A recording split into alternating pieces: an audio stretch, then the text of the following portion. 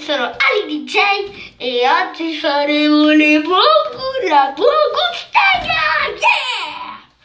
Io sono praticamente la buongustaia è tu vai in un posto, cioè in un ristorante, vai e devi scegliere la cucina, i camerieri, come sta, tutto quanto. E poi allora io sono andata alla Rava e la Fava.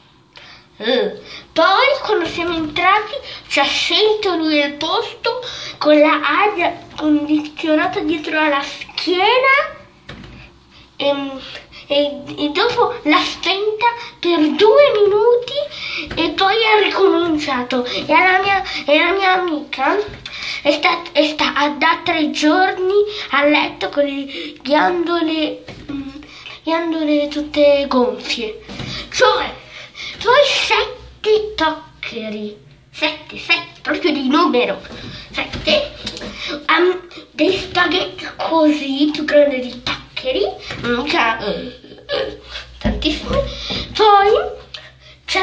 Poi io avevo richiesto l'acqua frizzante e ci hanno dato l'acqua naturale.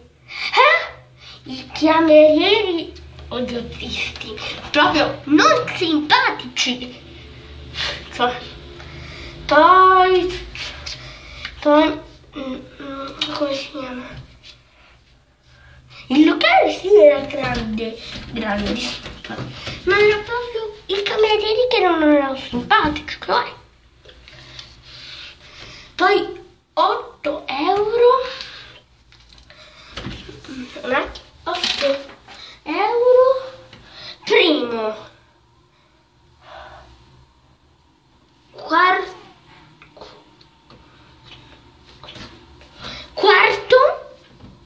acqua e caffè e fine, 8 euro.